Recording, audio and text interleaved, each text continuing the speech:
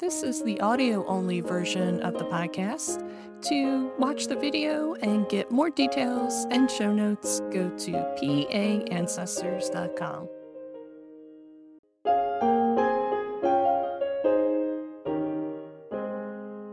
Welcome to 2022. This is Denise Allen with PA Ancestors. I am excited about this episode because I have wanted to just really switch it up this year. Really just put 2020 and 2021 behind me and focus on just a couple genealogy things that I just really want to wind up. And I contacted Julie Cahill Tarr to help me figure out how to set these genealogy goals. She's been doing it for years, both with her business and her personal blog.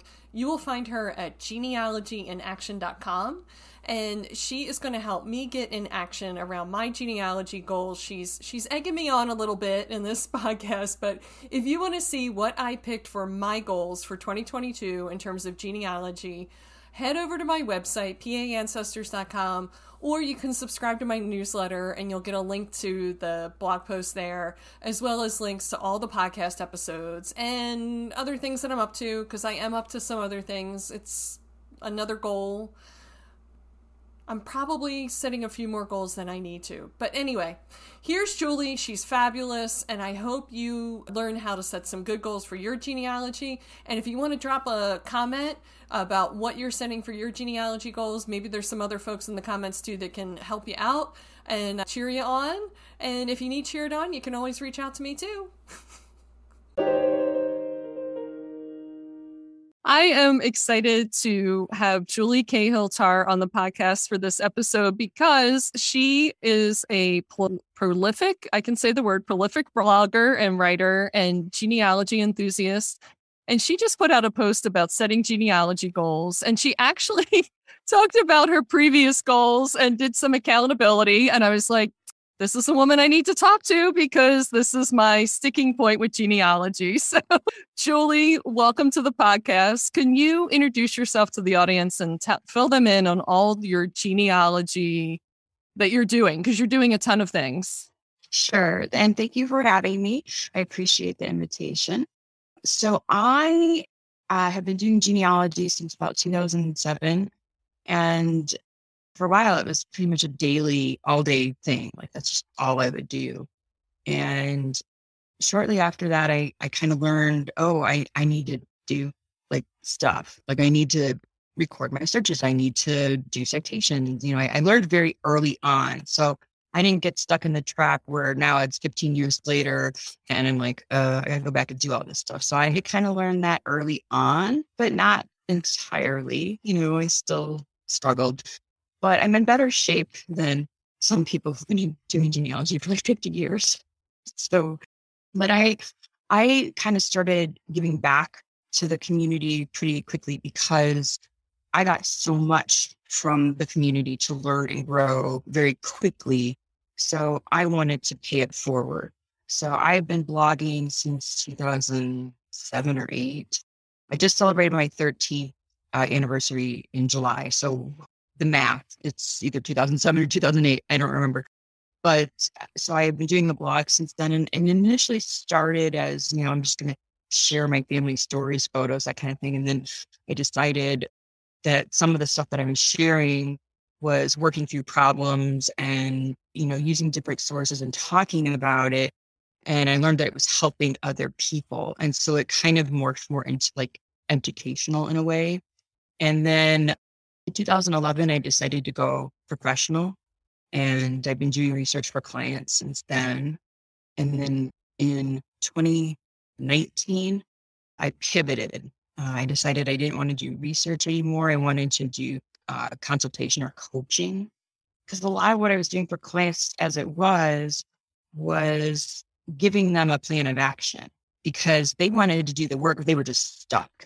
So I kind of decided I wanted to go that route. So I decided, let's do it. And I did kind of a soft launch in 2018.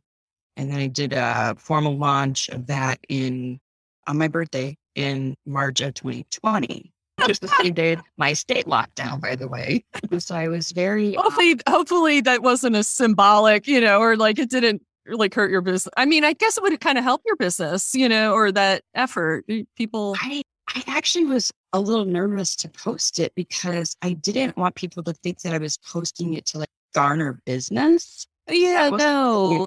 It was just to share the news. And I went back and forth on that because Yeah. I didn't know how it would be received. Unfortunately, people took it the way that I meant it. It wasn't like, come hire me. It was like, hey, I'm just sharing this news that it's my birthday. I wanted to share it today. And I told people that I wrestled with this decision, but that's just me. I'm weird like that, I guess. But, shortly after that, like literally a month later, I decided that I wanted to pivot again. And I have been working on doing courses and I have a membership and things like that. And I was originally going to be publishing books, which I'm still going to do, but that kind of took a back seat. And so the series of books that I was going to work on was going to be a series called Genealogy in Action. So it's about action-based learning. And I decided to take that and actually turn it more into a brand, not just the series name, but more of a brand. And so that's what I'm operating under today is a Genealogy in Action brand, which is just educational products. That's where I'm at. Oh, that's fantastic. I love the journey. I'm glad you filled everybody in because it is. I mean, genealogy is a journey, I think, as you explained, just in our process of doing it. And then obviously what we understand about what we're seeing, too, that's another whole conversation, how you interpret what you find in the records.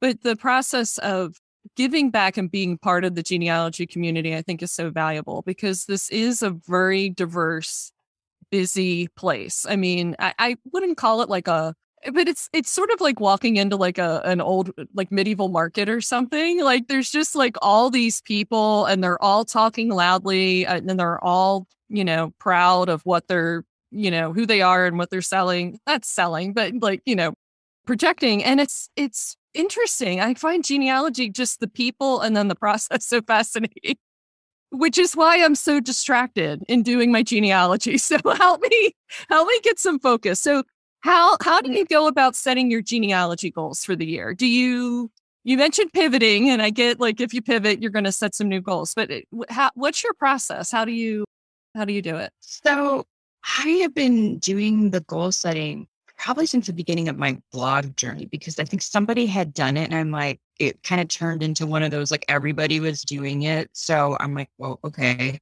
and it helped to keep me accountable. And most years I do pretty well. The last couple of years have been not just because of the whole pandemic situation, but just other things going on in my life. So things have been a little bit more challenging. And I haven't been 100% good on meeting my goals. But I do try to set SMART goals. So that's kind of a big kind of acronym that's used mainly in the workplace. But I kind of follow that model. So like the S is specific. So, and if you've read my blog post, which I know you have, most of my goals aren't actually specific. The public facing ones are not specific because I'm kind of holding some things kind of close because I'm not ready to share some of those things publicly. But my real goals are more specific. And it's just helping you kind of get that focus on whatever it is that you're trying to achieve. And the M is measurable. So most of my genealogy goals are measured by whether it gets done or not. That's just kind of how it is. But I do have one goal that it was to create a forever account and start getting my digital like documents and photos in that account. And that is really not measurable because it's not going to be done probably within the year. It's probably going to be a long process, right? So I should have written it like, spend 1 hour per week uploading and organizing photos in forever, something like that. So that's a little bit more specific and measurable. So, and then I use the word actionable. Other people use attainable or achievable, but I like the actionable because I'm all about action, right? Like that's what my brand is, right? So I like actionable. And that's why all of my goals start with an active verb. So publish my book, research this family, whatever it is, right? It always starts with an active verb. The R is for relevant. And it just means that it's aligning with what I want to do, what my needs are, and that it's worth the effort to do it. Because if you put something on your list that isn't worth it to you, then you're not going to do it. You're just not. And then the T is time bound. So my goals don't really have a time bound or a time in there because they're all for the year. So that's my time.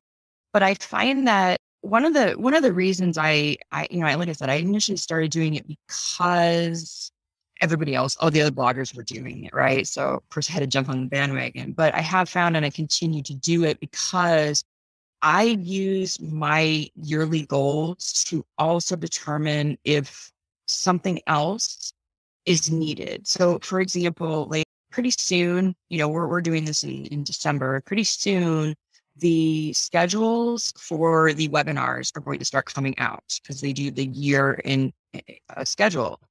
The societies do, Legacy does, et cetera. So that's going to come in my inbox at some point within the next 2 weeks. And I take that list and I compare it to my goals. If they do not align with those goals, I do not do it. So for example, if there's a webinar on Connecticut records, I have a lot of Connecticut people, but I am not working on those people. That's not part of my goal for the year. I'm working on a batch of German people. So attending that really isn't going to help me right now. Eventually, maybe, but not right now. So I believe in continuing education. I mean, I'm all for it 100%. But I learned the hard way that there's not enough hours in the day. And I was actually consuming and not doing. So that's why I'm like, okay, I have to figure out a way to scale back so that I actually have time to do stuff. And so that was one of the reasons why I continued to do the goals, because I compare that list to other opportunities, whether they're educational opportunities, whether it's a cousin DNA match that contacts me and says, hey, I want to work with you. And it's like, well, great. I need to figure out whether or not it aligns with my goals. And if it does, great. If it doesn't, I have to weigh it and see, do I have time to add this in as a new goal or not, based on my other goals and where I'm at with those. So it really does help, because I used to be one of those people that would just randomly pick up name and start working on it. Right. I think we kind of all do that, especially when we get stuck. We just tend to put it to the side and move on to something else. And I'm pretty much I know what I want to work on for the year. And if I get done with everything that I want to get done, then I can start adding in other projects. But this list is actually quite long this year because I'm making up for 2020 and 2021. Aren't we all? But I think somebody had commented, it was either on my Facebook post or on my blog post, I don't remember specifically, but they're like, wow, that's a lot of goals. And I'm like, you know what? But a lot of them are actually in progress already. It's a matter of just finishing most of these. So hopefully it won't be too overwhelming. And then I just want to add real quick that so my goals are kind of broad in nature, but each one of them usually has some sort of plan behind it, whether it's just a simple checklist, like the Loom did that, or sometimes a more detailed plan or roadmap of how to get there. But every single one of them has something of substance that I am able to focus even more. So I found that helps, because initially when it was just a goal, it was okay, I didn't have steps outlined. I didn't know what I needed to do to do that. And so one of my favorite sayings is, a goal without a plan is just a wish. And I found that to be very true. It's good. So now my goals have a plan on the backside, which of course I don't really share publicly necessarily, but it is there. And now I just know what I need to do. When I sit down, I know exactly what I want to work on, and I don't have to think, what do I want to work on today? I know I need to work on it. It's helpful. It is helpful. I have not written down genealogy goals at all. I thought about things, and I think, this past year with so many things being virtual again, I thought, I'm going to take advantage of some of these trainings. So I did the International Genealogy Conference, which was wonderful, but I attended 2 sessions and I bought the recordings on a USB drive, but have I watched any of those? No, I have not, And part of it was I didn't set a goal to research my German ancestors, but I just took advantage of the education. So now I have that done, but not done. Like, it's just. I have a tip for that. Actually, Oh, give me a tip. I'd like to hear it. So I did the same thing. I did NGS and the German genealogy and Roots Tech, which was free, and then I also did the UGA Summit, because I never do that like in person. I don't do any of those except for NGS. So I took advantage of it too. Now the German one, totally 100% aligned with my goals. And in fact, the NGS one, there were several sessions that were methodology based. And those I kind of make room for because I feel like I like seeing other people's perspectives on how they approach problem solving. So those are kind of a given for me. But I did the same thing. And it's like last year, or I guess this year, 2021, it was like March. And I still hadn't watched a single NGS from 2020. And I'm like, I have until like May 15th or something. Like, I need to get this done. So what I ended up doing is I did not watch every single one of them. I did like the smallest package or something. And I knew which ones I wanted. It was just a matter of watching them. So what I ended up doing is I set a goal for the month of April to watch one a day because there were less than 30. So even if I missed a day, I could still get them done in the 30 days. And that's how I did it. That's how I've been doing. I just did for the month of December. I did that for UGA because they're expiring at the end of the year. So I literally was doing one a day and boom, I'm done. So, and now I'm down to Roots Tech. And those are a little easier because they're usually about 20 minutes. So those are a little bit better. I can watch like two of them at a time. I put two in a day if I need to. So I'm working through those. So I should be done with those probably in a couple of weeks. So, but it helps. I mean, I have health issues, so I'd have to lay down like about halfway through my day anyways. So I just watch them on my iPad, and that just allows me to do that and still be alert and learn. I'm still doing something productive. So that just works for me. Okay. That sounds maybe like that. Yeah, I was just thinking, oh, maybe a treadmill and I can walk and watch a webinar at the same time too. Like, or lay down or rest. But yeah, I have that same thing. I want to be doing something productive. Sometimes if I'm not watching it live, I don't pay as good attention to it. And that's not helping me learn.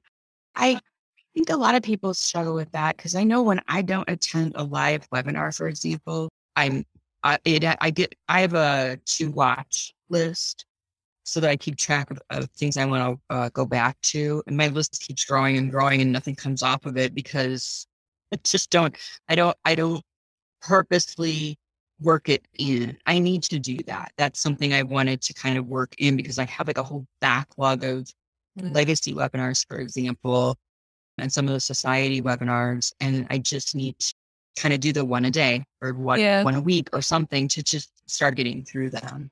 That sounds like I feel you. No, that sounds like a great structure. So speaking of structure, do you use an accountability buddy or how do you hold yourself accountable to your goals? I guess is my question. Do you, or are you one of these like really great people that can just do it? I'm not one of those people. I feel like it's terrible. Like I have this weird, maybe it's my German background. I need someone to like sit on me or something, to do things that I really care about because I think in my brain, it's really important to me that I do it well and I do it right. And to do that, I want to be sure I'm really focused on it. And the way our days are structured, or at least my days sometimes, is I don't get a lot of concentrated time to work. So therefore I'm like, today's not a good day. I'm too distracted. So I push it off to the next day. And lo and behold, the next day is just as distracting as the current day. So my goal for 2022 is literally to shut out some of the world, just leave it, do its thing, and focus on the things that matter to me. So do you use an accountability buddy to focus? Do you have somebody that's like Are you on the internet? Get off the internet. I do not have a genealogy accountability partner. I do have a business one. I have a group of other professionals, and then I also have a genealogy person who's also doing a genealogy business. So Okay. in that respect, I do that. For genealogy, part of the way that I hold myself accountable is to put my goals out there, publicly. Not that anybody's necessarily holding me accountable to it, but I understand what you're saying in terms of the roadblock. It's a mental roadblock. Like, oh, I only have 15 minutes, or I know I'm going to get interrupted in the next couple of hours, or the phone's going to ring, or somebody's going to need this, and you're actually kind of putting that mental roadblocks ahead of, putting it right in front of you, and then you don't do anything. You're just stuck. And I used to be that way because you mentioned earlier about wanting to do it right, wanting to do it well. Yeah. I'm the same way. I'm a perfectionist. And that was usually my roadblock because of the same reasons. Like, I'm going to get interrupted. I don't have a lot of time. I only have 10 minutes right now. There's so much I can do in 10 minutes though. You'd be surprised, right? Like, but one of the things that I started, I actually have it on my wall. I found this quote in a book, and it's actually all over the internet too, but it's done is better than perfect, because there is no perfect without done. And so I printed it out. I put it on my wall so that I can see it every day, because that was becoming a huge roadblock for me in accomplishing anything. It was becoming a crutch and an excuse, actually. And I'm like, you know what? I'm tired of trying to be perfect, because it's impeding my progress. I had no idea until I read that how much it was, because when I started, I'm still not fully detached from it. Okay. Just to be clear, it's still a work in progress, but I have discovered that it really helps to take that burden off yourself and just get stuff done. And, B+ work is good enough. Some people will see work is good enough. There are some tasks where it's like, as long as I get it done, I don't care if it's sparkly or not. Like and then there's other things I want to do more of, like A-ish work as opposed to A++, right? But it just kind of depends. So once I started to lift that limitation off of me, I found I was getting way more productive and getting stuff done and getting things out there and doing what I wanted to do. So let go of perfectionism. Oh man. Well, there's a goal for 2022. So is there anything else I should say that I should have asked you about setting genealogy goals that you didn't get a chance to say? I mean, honestly, like I said, it started out as like, hey, all the bloggers are doing it, because we always used to do all these, like meme type things. I think that's what they're called. I don't know. But, like everybody would do this, or we had the list of things that you've done or not done, and you post that. And so I play along with some of those things, but the goal thing has definitely stuck with me. And even though I don't necessarily have an accountability partner for it, I just work through it. And I think the other thing I wanted to say is, just because you set a goal and you don't achieve it in the time frame that you've given yourself. So I know people who will do genealogy goals on a quarterly basis, which is totally fine. There's nothing wrong with that. Or a monthly basis, just kind of planning out, because they don't want to plan out an entire year. And that's why mine are a little broad. I mean, I have like detailed plans on the backside, like I talked about. These are just things that I want to try to focus on during the year, whether it happens in January and is done by March, or it happens in November, whatever. I just want to try to work towards those goals. And there are times when I don't complete my goals. And it used to bother me, because I'm not a quitter and I want to finish what I start. But I've learned to let go of that too. It's another one of those like roadblocks, right? Like, I'm never going to finish it, so I'm not even going to bother. And I kind of had that mindset for a while, but I learned that, you know what? I am making progress. And really, to me, that is enough. That's all I care about. So like when I am teaching, for example, with my course or my membership or whatever, I am focused on helping those people make progress, whether it's one step or 20 steps, whatever it is, whatever works for them, whatever fits in with their life, their time, their schedule, all of that, as long as they are moving forward, that's all that matters to me, is that they are making progress, that they're not stuck. So that's really what my mantra is, I guess. So even if you set a goal and you don't accomplish it entirely, as long as you did something to move forward on it, to me, that's enough. You've still accomplished something. Yeah, that's really motivating. That is some good words to wind up on. So where can people find you? Where's the best place if they want to follow you or your work and connect in this membership site and your courses? My business, what I'm focusing on now, because I'm not really doing much client work these days at all, but that is my Genealogy in Action. So that's genealogyinaction.com. And I currently offer a course that I originally did it as a 6-week program where people would do it with me for 6 weeks and get coaching and all that kind of stuff. And it went well, but I know people's schedules are hectic and it doesn't always fit into their life. So a couple months ago, I released a self-study version of it so that people could do it on their own time. And that is my Genealogy Problem Solving Academy. So it walks you through a framework of problem solving because I like structured processes, as you may have come to figure out. I just like to have a start and an end to something. So when I am stuck on a research problem, I run it through a problem solving framework that ultimately ends in a research plan. So I know where I've been, where I want to go, and how to get there. That's essentially what it is. I also put together a genealogy scavenger hunt. I actually did that back in, I think, April or May of 2020. It was just a fun little email exchange to help us get through those early months of shutdown. But it was such an interesting success that I did it again in July. And then I decided at the end of 2020 that, I'm going to make this a monthly thing, a product, And so for like $47, which is like $2 a month or something like that, it's just, every month you get a new activity and it's just about going and finding the records that I'm guiding you to through clues and hints, and then answering questions about that record or set of records, because it helps people kind of slow down for one and get familiar with maybe records they never used before or a deeper dive into records that they are familiar with, but they're not using the entire record, for example. So, but the reason I did that was because the feedback that I got in the original ones, which I did via email, like I was literally like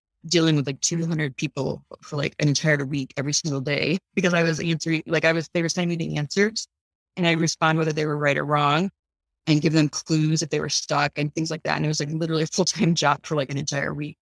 But the feedback that I got, there were people who, I'm going to try not to tear up here, but there were people who said that I had reignited their interest in genealogy, that they felt validated because there's nobody there to validate whether they're doing it right or wrong, right? So they felt validated and just, I was like shocked. Like I said, it was just like, let's do something for fun to get us through this crazy time. And it ended up being a lot deeper than that, which surprised the heck out of me. And they were like, when's the next one? When's the next one? We're going to do it again. And it's like, okay. So I did it again. And then like I said, at the end of the year, I decided, I'm going to do this not monthly so that it's not like everybody's tied to the thing for like one entire week every day. And that seems to work out a lot better. Plus it's kind of more automated. They submit the answers and then they unlock the answer. And I do a video tutorial walking them through all the steps that I took. And then I also show them different, tips or something for like the website that we're using or whatever. They're all free records. I don't do Ancestry unless it's a free database, but I'm trying to introduce people to different repositories, like a state archive site that they may or may not have ever used. So people really enjoy it, which is great. And that's that's just, I mean, it's one of those that it's not a huge investment, and they kind of get to have fun and just learn. And they all learn a little something every month. And then I give them action prompts so that they can do something on their own research as well. So that does sound great. I heard great things about the scavenger hunt. I really did. And I think everyone should check it out and check out Genealogy in Action. Action being the key word there.com. Yeah. Julie Cahill, Tarr, thank you for being on the podcast. I really appreciate you spending the time, and let's wish each other luck with our genealogy goals for 2022. Amen. That's your goal for today, is to set a few goals for next year. All right. I will have them set by the time this podcast comes out. All right. I'm going to hold you to that. Oh, thanks again for having me. It's been fun.